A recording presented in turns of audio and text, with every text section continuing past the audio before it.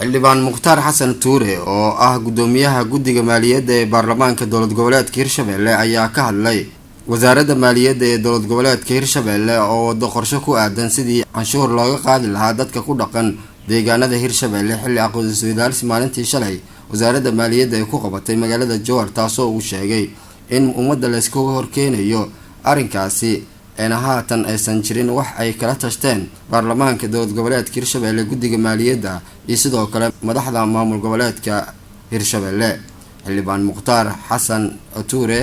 ayaa waxa uu sheegay arrinkaasi inuu kaga digayo wasaaradda maaliyadda dowlad goboleedka Hirshabelle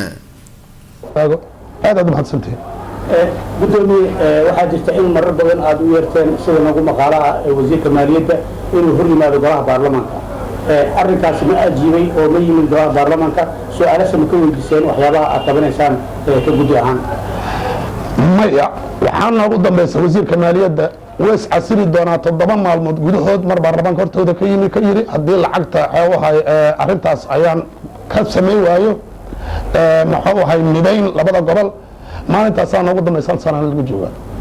soo lama dhigi karo wasiirka maaliyadda waa uu ku guuleystay howshiisii nidaynta labada gobol maadaama Hiiraan laga soo dhaqangeliyay haddana Shabeellaha Dhexe la wado in laga dhaqangeliyo barnaamijkan canshuureyn maya anuu sameeyaan leeyahay waxaan ognahay goboltoori hore gobolka Hiiraan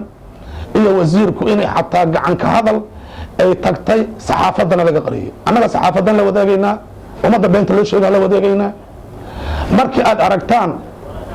qof wax sameynaysa waxay leedahay leel fadhi annagu saasaan dhahnaa madaxweynaha ayaa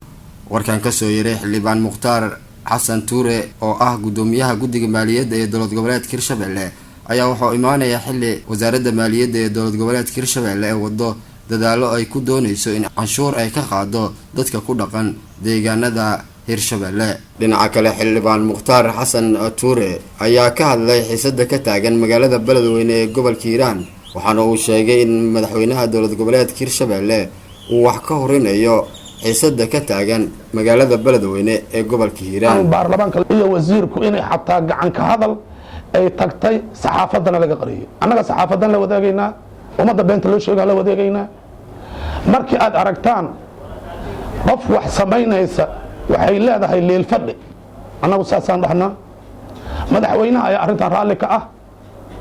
madaxweynaha ku xigay kan leeyahay raalli uu ka yahay